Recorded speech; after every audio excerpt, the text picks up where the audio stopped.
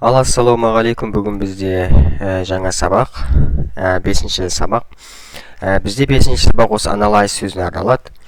Analyze сөзінің негізгі мағынасы не болды? Бұл бір нәрсені түсіндіру, баға беру, талдау деген сияқты мағыналарды береді. Енді мысалға келтірейін.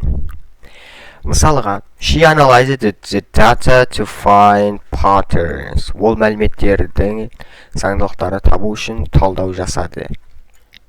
The teacher asked the students to analyze the poem.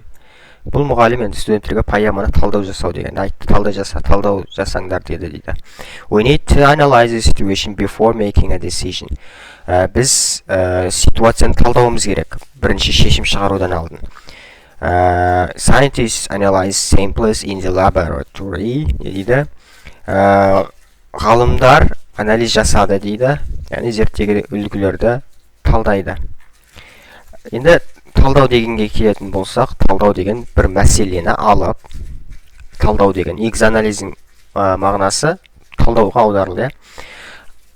Яғни бір мәселені алып, оны жан-жақты қарастыру, зерттеу, яғни жік-жікке бөлу, және де оның әрбір айырмашылықтарын таңдау. Мысалы үшін сіздерге бір өте күрделі бір сөйлем берілді.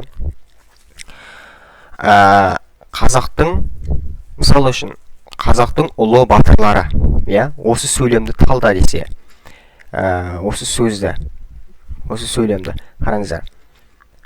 Қазақтың ұлы батырлары. Бұл жерде бір мағынаны беріп тұр. Қазақтың ұлы бір мағынаны беріп тұр. Қазақтың бір мағынаны беріп тұр. Батырлары бір мағынаны беріп тұр. Осылай әрбір сөзді талқылау, яғни оны зерттеу, талдау, бұл жерде анализировать деген мағынаны береді. Әрбір анализировать деген мағынасы, яғни сол нәрсені зерттеген кезде, оның әрбір бөлшекке бөліп, оны қарастырып, оны зерттеу.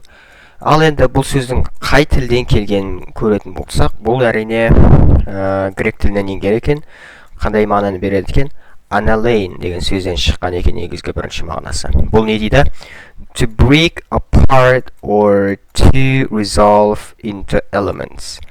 Яғни бір нәрсені бөлу дейді, бір нәрсені бөлу, сындыру.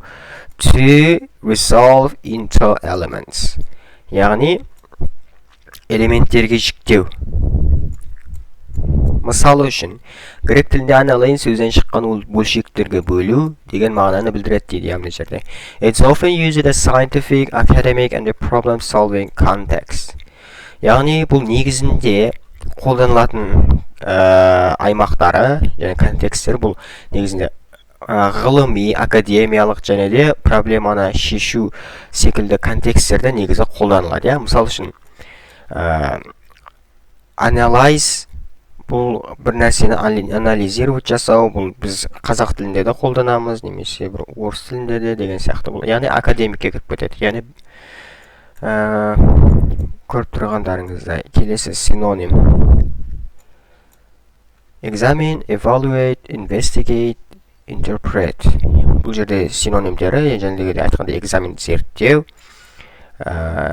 analyze бұл жаңағыдай өзіміз айтқандай бір нәрсені талдау болса, examine бұны зерттеу, екеуі ұқсас сөз, бұл синонимдер. Evaluate бағалау, бұл әрине бұл да талдаудың бір бөлшегі, зерттеу, investigate, interpret, яғни түсіндіру. Ignore, оны зерттемеу, қайта немқұрайлықпен қарау, және neglect бұл елемеу. Міне осындай мағыналар бар.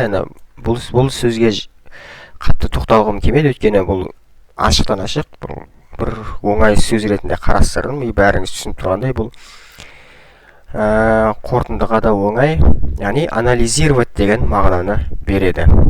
Ал барлықтарыңыз түсіндіңіздер деп ойлаймын, бұл өте оңай сөз болды. Ал жақсы, онда сау болыңыздар.